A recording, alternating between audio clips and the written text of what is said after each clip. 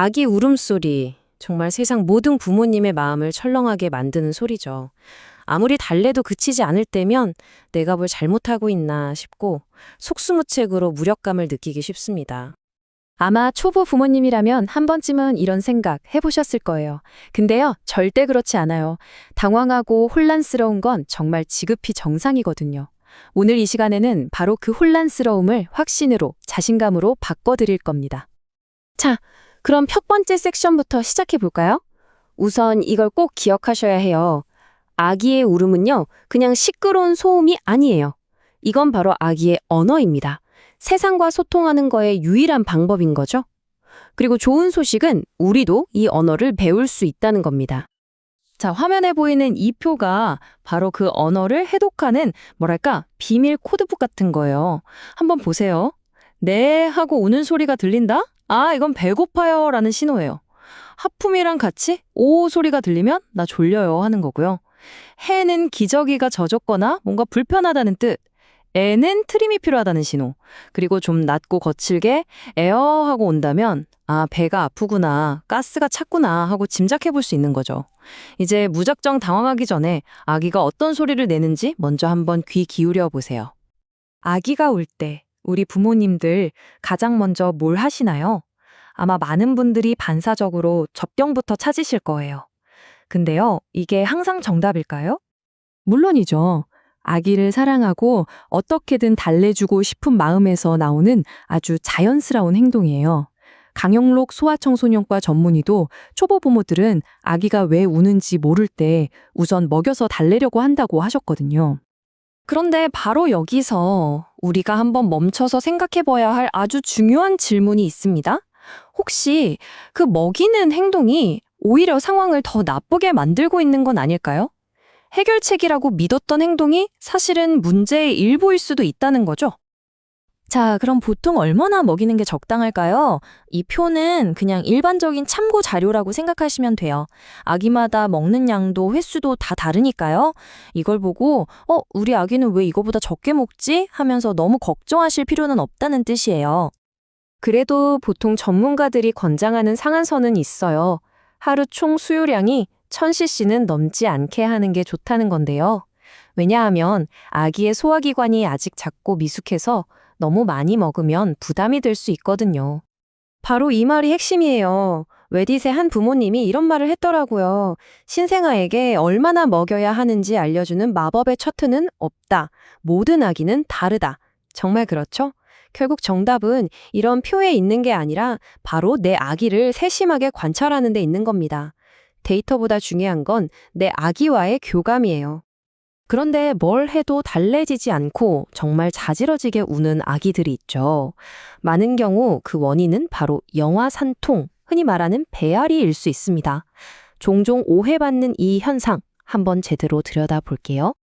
영아산통은 보통 3회 법칙이라는 걸로 정의하는데요. 특별히 아픈 데가 없는 건강한 아기가 하루에 3시간 이상, 일주일에 3일 이상, 그리고 이런 패턴이 3주 넘게 계속될 때를 말해요. 혹시 지금 이런 상황을 겪고 계신다면 영아산통일 가능성이 높습니다. 그럼 영아산통은 도대체 왜 생기는 걸까요? 아직 소화기관이 미숙해서 그럴 수도 있고, 밥 먹을 때 공기를 너무 많이 삼켜서 또는 특정 성분을 소화하기 어려워서 그렇다고 추측해요. 하지만 가장 중요한 건 이거예요. 정확한 원인은 아직 아무도 모른다는 것. 즉, 이건 절대 엄마 아빠의 잘못이 아니라는 겁니다. 자, 그럼 어떻게 도와줄 수 있을까요? 이 표를 꼭 기억해 두세요. 아기가 운다고 반사적으로 또 젖병을 물리는 행동, 이게 오히려 배에 가스를 더 채워서 상황을 악화시킬 수 있어요. 먹이는 것 대신에 등을 충분히 두드려서 트림을 시켜주거나 부드럽게 안아서 살살 흔들어주거나 백색 소음을 들려주는 걸 먼저 시도해보세요. 먹이는 게 첫 번째 선택지가 아니라는 것, 이게 아주 중요합니다. 자, 이제 관점을 완전히 한번 바꿔볼게요. 우리의 목표는 아기의 울음을 제로로 만드는 게 아니에요. 그 대신 우리 아기가 아무 문제 없이 건강하게 잘 크고 있다는 객관적인 확신을 찾는 거죠. 그래서 제가 좀 놀라운 말씀을 드릴게요. 아기 체중 제발 매일 재지 마세요.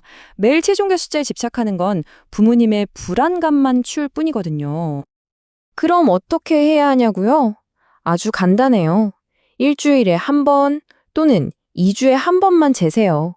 그리고 항상 같은 저울로 비슷한 시간대에 재는 게 좋고요. 중요한 건 하루하루의 작은 변화가 아니라 전체적인 성장 추세를 보는 겁니다. 다른 아기랑 비교하지 말고 오직 내 아기만의 성장 곡선을 따라가세요. 보세요. 이 그래프처럼 정상이라는 범위는 생각보다 넓어요. 생후 첫 2달 동안 일주일에 한 200g에서 300g 사이로 늘고 있다면 아, 우리 애기 정말 잘 크고 있구나 하고 안심하셔도 됩니다. 딱 정해진 숫자는 없어요. 사실 체중계 숫자보다 훨씬 더 중요한 신호들이 있어요. 바로 이런 것들이죠. 아기가 젖이나 분유를 먹고 나서 만족스러워 보이나요? 하루에 기저귀를 6번 이상 흠뻑 적시나요? 깨어있을 때 눈도 잘 맞추고 활기찬가요? 이런 일상적인 모습들이야말로 우리 아기가 잘 먹고 잘 크고 있다는 가장 확실한 증거입니다. 자, 오늘 이야기 정리해 볼까요? 우리는 아기의 울음소리를 해석하는 법을 배웠고 무조건 먹이는 게 답이 아닐 수 있다는 걸 알았죠. 그리고 성장을 확인하는 건강한 관점도 갖게 됐습니다. 마지막으로 이 말을 꼭 기억해 주셨으면 해요. 부모가 앞에서 아기를 끌고 가는 게 아니라 아기가 준비됐을 때 그 옆에서 함께 걸어가는 것. 아기를 통제하려는 대신 아기의 신호에 맞춰주는 파트너가 되어주세요. 그게 바로 스트레스를 줄이는 가장 확실한 방법입니다. 결국 우리의 최종 목표는 울음소리를 뚝 그치게 만드는 맘업사가 되는 게 아니에요. 아기의 언어를 능숙하게 이해하는 통역사가 되는 거죠. 목표는 조용한 아기가 아니라 충분히 이해받고 있다고 느끼는 아기입니다. 자, 이제 다시 한번 귀 기울여 볼까요? 지금 여러분의 아기는 무슨 말을 하고 있나요?